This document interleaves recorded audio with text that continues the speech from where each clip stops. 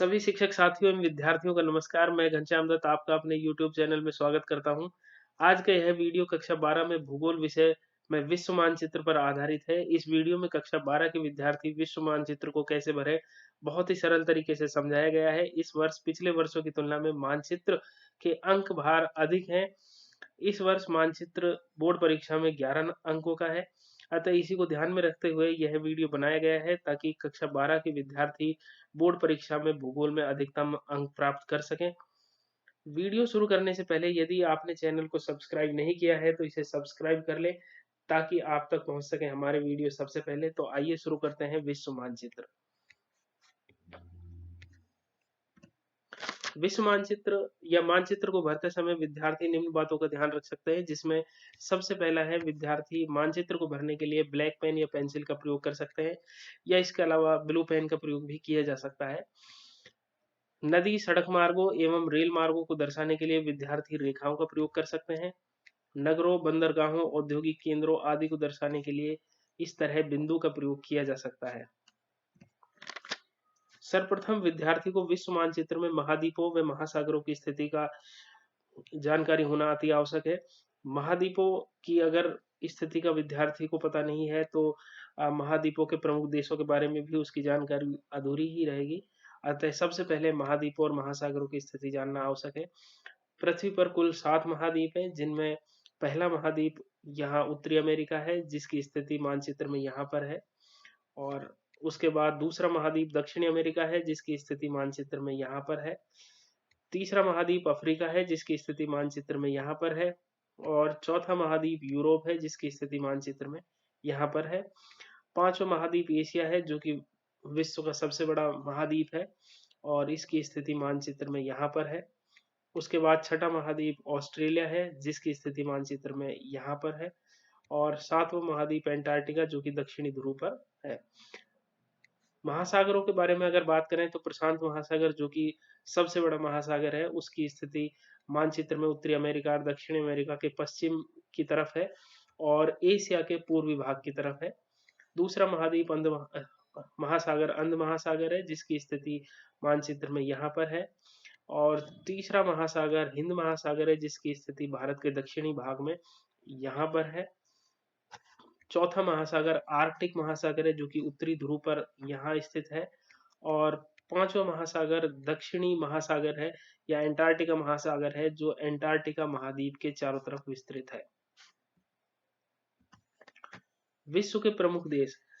विद्यार्थी को मानचित्र में विश्व के प्रमुख देशों का ज्ञान होना भी अति आवश्यक है। इस मानचित्र में उन प्रमुख देशों को दर्शाया गया है जिनका कक्षा 12 में भूगोल में अनेक बार नाम आया है या जिक्र किया गया है। जब तक विद्यार्थी को विश्व के प्रमुख देशों की इनकी जानकारी नहीं होगी, तब तक विद्यार्थी इन देशों के प्रमुख औद्योगिक केंद्रों, नगरों, सूती वस्त्र केंद्रों, लौह इस्पात केंद्रों, बंदरगाहों आदि को सही प्रकार से नहीं दर्शा सकता है। अतः प्रमुख देशों की स्थिति मानचित्र में इस प्रकार है। शुरुआत करते हैं उत्तरी अमेरिका के देशों से। तो उत्तरी अमेरिका के प्रमुख देश कनाडा, संयुक्त राज्य अमेरिका और मैक्सिको है। यहाँ लैटिन अमेरिका के देशों में पनामा, कोस्टारिका, ग्वाटेमाला, होंडुरास इस तरह से हैं। दक्षिण अमेरिका के अगर देशों के बारे में बात की जाए तो ब्राजील इसका सबसे बड़ा देश है। इसके अलावा अर्जेंटीना, पेरू, चिली आदि प्रमुख देश हैं। अफ्रीका के बारे में अगर बात की जाए तो मिस्र यहाँ प्रमुख देशों में शामिल है। इसके अलावा सूडान, जहाँ पर सवाना घास के मैदान पाए जाते हैं। कांगो, जो कि विषुवत क्षेत्रों में बसा भाग है और यहाँ पिग्मी जनजाति का निवास पाया जाता है। उसके बाद दक्षिण की तरफ नामीबिया और बोत्सवाना यहाँ पर देश हैं, जिसमें नामिब और कालाहारी मरुस्थल का विस्तार है, जिसमें बुशमैन जनजाति का निवास पाया जाता है। उसके बाद यहाँ अफ्रीका के दक्षिणी भाग में दक्षिण अफ्रीका देश है, जहाँ वेल्स घास के मैदान पाए जाते हैं। यूरोप की अगर बात की जाए तो इंग्लैंड की स्थिति मानचित्र में यहाँ पर है। उसके बाद यहाँ फ्रांस, यहाँ जर्मनी, यहाँ डेनमार्क, नॉर्वे, स्वीडन, फिनलैंड। ये डेनमार्क, नॉर्वे, स्वीडन इनको स्कैंडिनेविया कंट्रीज भी कहा जाता है, फिनलैंड तीनों चारों देशों को। और यहाँ स्कैंडिनेविया में एस्किमो जनजाति का निवास पाया जाता है, जिनको यहाँ पर लैप्स के नाम से जाना जाता है। एशिया के देशों के बारे में अगर बात की जाए तो रूस, जो कि विश्व का सबसे बड़ा देश है, उसकी स्थिति मानचित्र में यहाँ पर है। इसके बाद चीन की स्थिति मानचित्र में यहाँ पर है, जो भारत का पड़ोसी देश भी है। उसके बाद भारत की स्थिति यहाँ पर है, और भारत के पड़ोसी देशों में यहाँ पाकिस्तान इस स्थान पर स्थापित है। यहाँ बांग्लादेश की स्थिति है मानचित्र में। भारत के दक्षिण में यहाँ श्रीलंका स्थित है। जापान, जो कि एशिया का प्रमुख देश है, उसकी स्थिति यहाँ प्रशांत महासागरीय क्षेत्र में इस तरह से है। और यहाँ इंडोनेशिया और मलेशिया, जो भी दक्षिण पूर्वी एशिया के प्रमुख देश हैं, उनकी स्थिति मानचित्र में यहाँ पर है। ऑस्ट्रेलिया यहाँ है, और इसके बाद जो न्यूजीलैंड है वो एक प्रमुख देश ऑस्ट्रेलिया के पास में यहाँ पर है। कक्षा 12 में विभिन्न वर्षों में बोर्ड परीक्षा में मानचित्र में पूछे गए केंद्र इस प्रकार हैं। 2016 में लंदन, मॉस्को, मुंबई, मद्रास पूछे गए हैं हवाई पतन। 2017 में विश्व मानचित्र में पनामा नहर, न्यूयॉर्क, योकोहामा, कोलंबो। 2018 में लौह इस्पात केंद्र पूछे गए हैं, जिनमें Moscow, Chicago, Sao Paulo, Jamshedpur आदि प्रमुख हैं। 2019 में प्रमुख बंदरगाह पूछे गए हैं, जिनमें Panama, San Francisco, Cape Town और मुंबई प्रमुख हैं। 2020 में सार, ओसाका, सेंटोस, बफेलो आदि प्रमुख लौह इस्पात केंद्रों को पूछा गया है।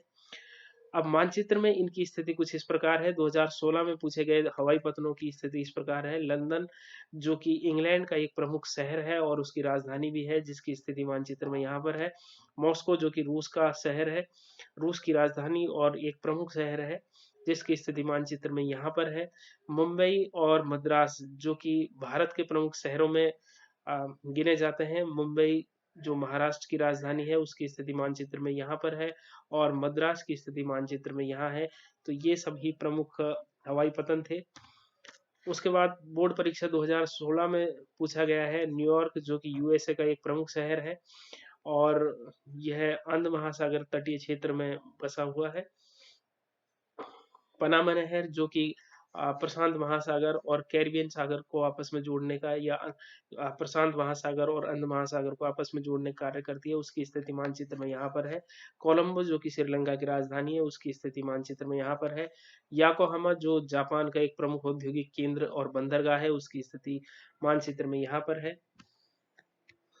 2019 में प्रमुख बंदरगाह पूछे गए हैं, जिनमें सबसे पहले सैन फ्रांसिस्को है, जो कि यूएसओ का एक प्रमुख बंदरगाह है और पश्चिम भाग में स्थित है, प्रशांत महासागरीय तटीय क्षेत्र में। दूसरा पनामा प्रमुख बंदरगाह है, पनामा देश का, जिसकी स्थिति मानचित्र में यहाँ पर है। दक्षिण अफ्रीका का एक प्रसिद्ध बंदरगाह केप टाउन, जिसकी स्थिति मानचित्र में यहाँ है। और भारत का मुंबई, जो बंदरगाह है, उसकी स्थिति मानचित्र में यहाँ अरब सागरीय तटीय क्षेत्र में है। 2018-2020 में लौह इस्पात केंद्रों को पूछा गया है। शुरुआत करते हैं यूएसए के लौह इस्पात केंद्रों से। तो यहाँ मिशिगन झील के पास शिकागो, जो कि एक प्रमुख लौह इस्पात केंद्र है। इसी के साथ यहाँ बफेलो, जो भी यूएसए का एक प्रमुख लौह इस्पात केंद्र है। इसके अलावा ब्राजील के साओ पाउलो और सेंटोस दो प्रमुख लौह इस्पात केंद्र है, जिनकी स्थिति बिल्कुल आसपास ही है। सार, जो जर्मनी का क्षेत्र है और उसका कुछ भाग थोड़ा सा फ्रांस में भी आता है, तो उसकी स्थिति मानचित्र में यहाँ पर है। मॉस्को, जो रूस का प्रमुख लौह इस्पात केंद्र है, जिसकी स्थिति मानचित्र में यहाँ पर है। और भारत में जमशेदपुर, जो प्रमुख लौह इस्पात केंद्र है, उसकी स्थिति यहाँ पर है। ओसाका, जो कि जापान का प्रमुख लौह इस्पात केंद्र है, उसकी स्थिति मानचित्र में यहाँ पर है। विश्व की प्रमुख जनजातियों और उनके निवास क्षेत्र के बारे में अगर बात की जाए तो मानचित्र में उनकी स्थिति कुछ इस प्रकार से है। यहाँ मानचित्र में विभिन्न जनजातियों के निवास क्षेत्र को विभिन्न कलरों के माध्यम से प्रदर्शित किया गया है, जिसमें ग्रीन कलर के माध्यम से एस्किमो जनजाति का क्षेत्र दिखाया गया है, बुशमैन जनजाति को येलो कलर के माध्यम से, भील जनजाति को रेड और गोंड जनजाति को ब्लू कलर के माध्यम से प्रदर्शित किया गया है। एस्किमो जनजाति के निवास क्षेत्र की अगर बात की जाए तो वो टुंड्रा प्रदेश में निवास करती है, उत्तरी ध्रुव पर, और अलास्का, इसका विस्तार अलास्का, कनाडा के भाग, ग्रीनलैंड, स्कैंडिनेविया कंट्रीज और रूस के टुंड्राई क्षेत्रों में इसका निवास स्थान पाया जाता है। एस्किमो जनजाति को यहाँ अलास्का और कनाडा में एस्किमो के नाम से, स्कैंडिनेविया में लैप्स के नाम से, और इसके अलावा रूस के टुंड्रा भागों में इसको सोमेर, तुंग, चकची, याकूत आदि नामों से जाना जाता है। बुशमैन जनजाति के बारे में अगर बात की जाए तो बुशमैन जनजाति अफ्रीका के कालाहारी मरुस्थलों में यहाँ पर निवास करती है, जिसको येलो कलर के माध्यम से प्रदर्शित किया गया है। इस क्षेत्र को बेचवाना लैंड के नाम से भी जाना जाता है। भील जनजाति के बारे में अगर बात की जाए तो भील जनजाति भारत में निवास करती है, और भारत में जो 4 राज्यों में इसका निवास पाया जाता है मुख्य रूप से, जिसमें राजस्थान है, गुजरात है, महाराष्ट्र है और मध्य प्रदेश, ये 4 प्रमुख राज्यों में भील जनजाति पाई जाती है। गौंड जनजाति के बारे में अगर बात की जाए तो गौंड जनजाति का निवास क्षेत्र एमपी, छत्तीसगढ़, झारखंड, तेलंगाना, उड़ीसा और महाराष्ट्र आदि राज्यों में गौंड जनजाति का निवास क्षेत्र पाया जाता है। इसके अलावा अगर पिग्मी जनजाति के बारे में बात की जाए तो पिग्मी जनजाति यहाँ बुशमैन जनजाति से थोड़ा सा ऊपर विषुवत भागों में कांगो क्षेत्र में निवास करती है, और सेमांग और सकाई जो जनजाति है यहाँ पर इंडोनेशिया और मलेशिया के क्षेत्रों में निवास करती है। विश्व में जनसंख्या वितरण, विश्व में जनसंख्या वितरण को के यहाँ 2 ही भाग हमने प्रदर्शित किए हैं, जिसमें विश्व के सघन जनसंख्या क्षेत्र है और विश्व के जनशून्य या अति न्यून जनसंख्या वाले क्षेत्र हैं। सघन जनसंख्या वाले क्षेत्रों को ब्लैक कलर के माध्यम से दिखाया गया है, और जनशून्य क्षेत्रों को या अति न्यून जनसंख्या क्षेत्रों को येलो कलर के माध्यम से प्रदर्शित किया गया है। तो विश्व में सघन जनसंख्या के प्रमुख 3 क्षेत्र हैं, जिनमें पहला जो दक्षिण एवं दक्षिणी पूर्वी एशियाई भाग है, जिसमें जापान, चीन का भाग है। इसके अलावा जो भारत बांग्लादेश का तटीय क्षेत्र है, यहाँ पर सघन जनसंख्या पाई जाती है। भारत के उत्तरी मैदान में भी जनसंख्या सघन रूप से बसी हुई है। दूसरा क्षेत्र पश्चिमी यूरोपीय क्षेत्र है, जिसमें यहाँ फ्रांस, जर्मनी, स्पेन और पुर्तगाल का मुख्य रूप से क्षेत्र आता है। यहाँ सघन रूप से जनसंख्या का जमाव है। तीसरा भाग के बारे में अगर बात की जाए तो जो उत्तरी अमेरिका का पूर्वी अर्ध महासागरीय तटीय प्रदेश है, यहाँ पर जनसंख्या बहुत ही सघन बसी हुई है। इसके अलावा जो उत्तरी अमेरिका का ये महान झील क्षेत्र है, यहाँ पर भी जनसंख्या का जमाव बहुत सघन पाया जाता है। विश्व के जनशून्य या अति न्यून जनसंख्या क्षेत्रों के बारे में बात की जाए तो कनाडा, अलास्का, ग्रीनलैंड और रूस का जो साइबेरियाई और टुंड्राई क्षेत्र है, तो वहां पर जनसंख्या काफी कम मात्रा में बसी हुई है। केवल एस्किमो जनजाति का निवास इस क्षेत्र में पाया जाता है। अफ्रीका महाद्वीप के बारे में अगर बात की जाए तो सहारा मरुस्थलीय क्षेत्र में एवं इसके अलावा यहाँ विषुवतरीय क्षेत्रों में जो कांगो बेसिन है, वहां पर बहुत सघन वन पाए जाते हैं। इस वजह से यहाँ जनसंख्या काफी कम है। यहाँ दक्षिण में कालाहारी मरुस्थल में जनसंख्या का जमाव काफी कम है, तो यहाँ भी जनशून्य क्षेत्र है। अमेजन बेसिन, यहाँ दक्षिण अमेरिका के अमेजन बेसिन में सघन वन पाए जाते हैं, और अंदरूनी भागों में दक्षिणी अमेरिका के काफी कम जनसंख्या पाई जाती है, तो यहाँ भी जनसंख्या का जमाव काफी कम है या बसाव काफी कम है। इसके अलावा ऑस्ट्रेलिया महाद्वीप के बारे में अगर बात की जाए तो ऑस्ट्रेलिया महाद्वीप के पश्चिमी भाग में मरुस्थलीय क्षेत्र होने की वजह से वहां जनसंख्या काफी कम मात्रा में बसी हुई है। ऑस्ट्रेलिया की ज्यादातर जनसंख्या उसके पूर्वी भाग में बसी हुई है। इसके अलावा दक्षिणी ध्रुव पर जो एंटार्क्टिका महाद्वीप है, वो बिल्कुल जनशून्य क्षेत्र है। शीतोष्ण कटिबंधीय घास के मैदानों के बारे में अगर बात की जाए तो उनको अलग अलग देशों में अलग अलग नामों से जाना जाता है, और उत्तरी अमेरिका में इनको प्रेरीज कहा जाता है, शीतोष्ण कटिबंधीय घास के मैदानों को, जिनकी स्थिति यहाँ पर है। दक्षिणी अमेरिका में इनको पंपास कहा जाता है, जो कि अर्जेंटीना में विस्तृत हैं या फैले हुए हैं। एशिया में इनको स्टेपीज कहा जाता है। यूरोप में इनको पुस्ताज के नामों से जाना जाता है। अफ्रीका में इनको वेल्स के नाम से जाना जाता है, दक्षिणी अफ्रीका में। ऑस्ट्रेलिया में इनको डाउन्स के नाम से जाना जाता है, और न्यूजीलैंड में इनको कैंटाबेरी के नाम से जाना जाता है। उष्णकटिबंधीय घास के मैदानों के बारे में अगर बात की जाए तो सवाना जो घास के मैदान है उष्णकटिबंधीय, वो अफ्रीका महाद्वीप में है। कंपोज ब्राजील में है, और यहाँ दक्षिण अमेरिका में ही इनको सेलवास और लानोज के नाम से भी जाना जाता है। तो इस तरह से ये उष्णकटिबंधीय एवं शीतोष्णकटिबंधीय घास के मैदान थे।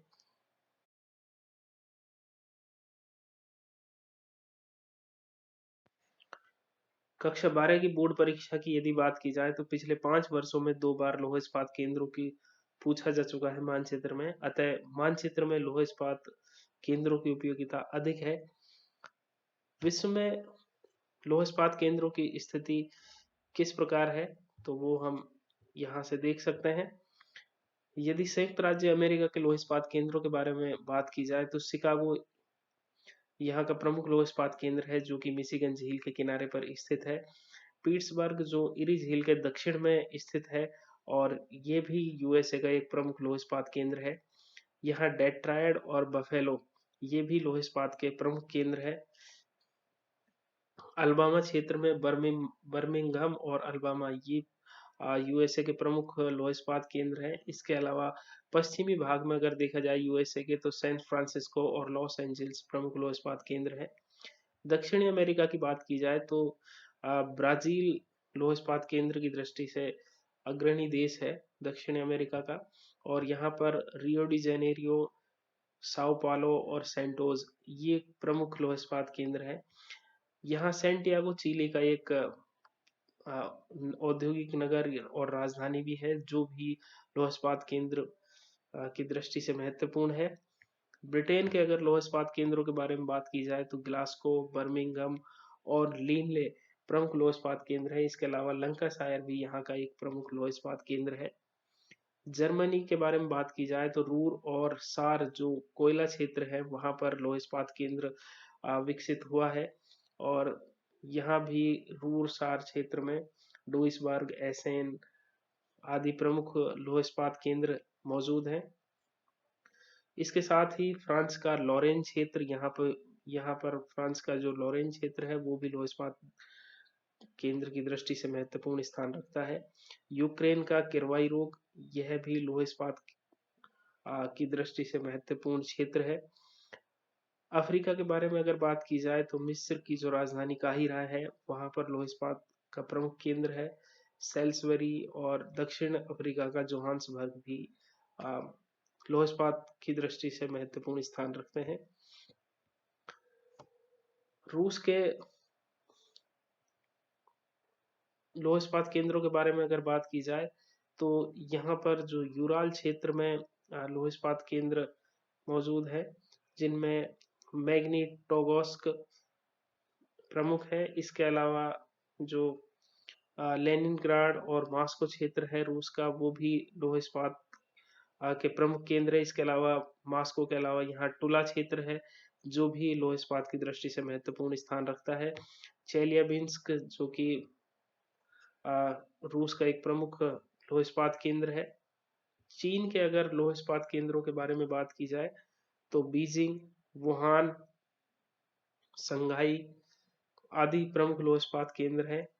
बीजिंग के साथ ही यहाँ टिटसिन और मंचूरिया क्षेत्र में फुसुन और अनसान जो क्षेत्र हैं लौह इस्पात के लिए प्रसिद्ध है। यहाँ यांटी सिक्यांग जो नदी का क्षेत्र है, तो उसमें वुहान, संघाई और हकाउ आदि प्रमुख लौह इस्पात केंद्र है। जापान के बारे में अगर बात की जाए तो कोबे, ओसाका और टोक्यो आदि प्रमुख लौह इस्पात केंद्र हैं। इसके अलावा नागासाकी, यावाता क्षेत्र ये प्रमुख लौह इस्पात केंद्र हैं। याकोहामा भी जापान का एक प्रमुख लौह इस्पात केंद्र है। भारत के बारे में अगर बात की जाए तो जमशेदपुर, दुर्गापुर, भिलाई, बोकारो और यहाँ सेलम प्रमुख लौह इस्पात केंद्र है। ऑस्ट्रेलिया के बारे में अगर बात की जाए तो सिडनी और पर्थ जो ऑस्ट्रेलिया के प्रमुख लौह इस्पात केंद्र है। तो इस तरह से विश्व मानचित्र में लौह इस्पात केंद्रों की स्थिति है। तो आज का यह वीडियो बस इतना ही। साथियों, यदि वीडियो पसंद आया हो तो इसे शेयर, लाइक और सब्सक्राइब जरूर करें। तब तक के लिए जय हिंद, जय भारत, धन्यवाद।